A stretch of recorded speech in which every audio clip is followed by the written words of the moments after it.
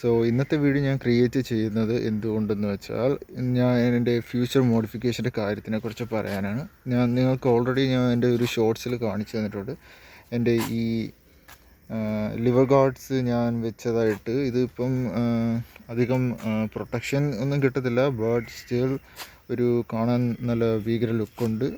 So അതുമാത്രമാണ് എൻ്റെ ആദ്യത്തെ modification. പിന്നെ രണ്ടാമത്തെ എന്ത് ചെയ്തെന്ന് വെച്ചാൽ ഈ നമ്പർ പ്ലേറ്റ് ഞാൻ ചെറുതായിട്ട് കൈ കൊണ്ട് ഇങ്ങനെ വളച്ച് വെച്ചിട്ടുണ്ട്.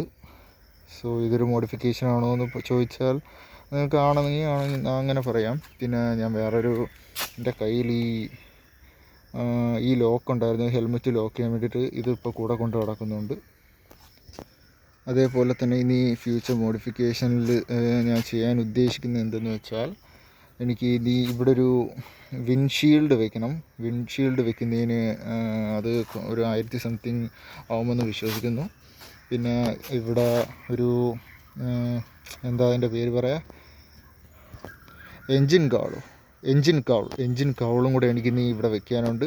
അതും കൂടെ വെച്ച് കഴിയുമ്പോൾ വണ്ടി കുറച്ച് സെറ്റാവും. പിന്നെ അത് കഴിഞ്ഞിട്ട് എനിക്ക് ഇതിൻ്റെ ബാക്കിൽ കുറച്ച് ലോങ് റൈഡ്സിന് പോകുമ്പം സെറ്റ് ചെയ്യാൻ വേണ്ടിയിട്ട് ഇവിടെ ബാക്കിലൊരു ലോഡിങ്ങിൻ്റെ ഇത് സെറ്റ് ചെയ്യാനുണ്ട്.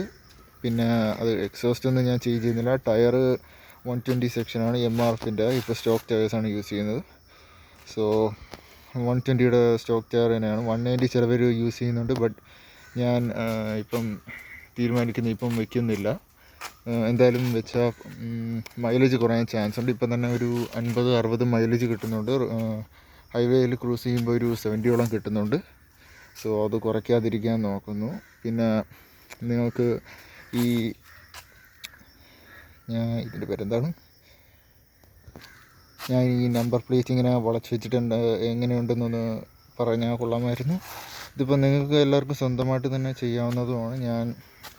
ഞാൻ വിചാരിച്ച് എങ്ങനെ ചെയ്യുമെന്ന് അറിയത്തില്ലായിരുന്നു. പിന്നെ ജസ്റ്റ് ഒന്ന് കൈകൊണ്ട് വളച്ച് നോക്കിയപ്പോഴാണ് അറിയുന്നത് ഇത് ഫ്ലെക്സിബിളാണ്, നമുക്ക് സ്വന്തമായിട്ട് തന്നെ ചെയ്യാൻ പറ്റുമെന്ന്. സോ അത് കുഴപ്പമില്ലാണ്ട് നേരത്തെ ആ സ്ട്രൈറ്റ് കണക്കിരുന്ന് അതൊന്നും മാറി ഇപ്പം ഒന്ന് ചെറുതായിട്ട് വളഞ്ഞപ്പോൾ ചെറുതായിട്ടൊരു ലുക്ക് തോന്നിയിട്ടുണ്ട്. ഇനി ഇപ്പോൾ ഇത്രയും മോഡിഫിക്കേഷൻസ് ചെയ്തിട്ടുള്ളൂ. ഇനി വേറെ കുറച്ച് എക്സ്ട്രാ ലൈറ്റ്സ് ഫിറ്റ് ചെയ്യാനുണ്ട്. പിന്നെ അതേപോലെ തന്നെ എൻജിൻ കൗൾ ഓൾറെഡി പറഞ്ഞു. ഇനി അടുത്ത 3rd സർവീസ് ഈ മാസമാണ്, ജനുവരി 15-ാം തീയതിയാണ്. 15-ാം തീയതിക്കുള്ളിൽ ചെയ്യണം. അതേപോലെ തന്നെ കുറച്ച് കാര്യങ്ങൾ സെറ്റ് ചെയ്യാനുണ്ട്. കുറച്ച് ജെൽ കുഷൻസൊക്കെ വാങ്ങിച്ച് വെക്കാനുമുണ്ട്. ഇതാണ് എൻ്റെ ഫ്യൂച്ചർ മോഡിഫിക്കേഷൻ ലിസ്റ്റിൽ ഞാൻ ചെയ്യാൻ ഉദ്ദേശിക്കുന്നത്.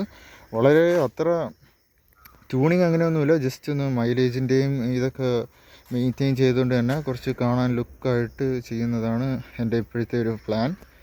സോ ഇപ്പോൾ ഈ വണ്ടിയുടെ ലുക്ക് എങ്ങനെയുണ്ടെന്നൊന്ന് പറഞ്ഞാൽ കൊള്ളാം.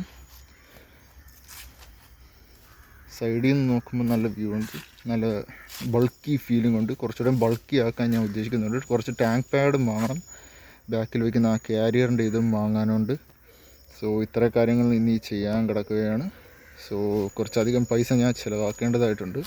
ഇപ്പോൾ കുറച്ച് ടൈറ്റ് ആയതുകൊണ്ടാണ് ഇപ്പം ഹോൾഡ് ചെയ്ത് വെച്ചേക്കുന്നത്. എന്തായാലും അധികം താമസിക്കാതെ തന്നെ ചെയ്യുന്നതുകൊണ്ട്. Good bye.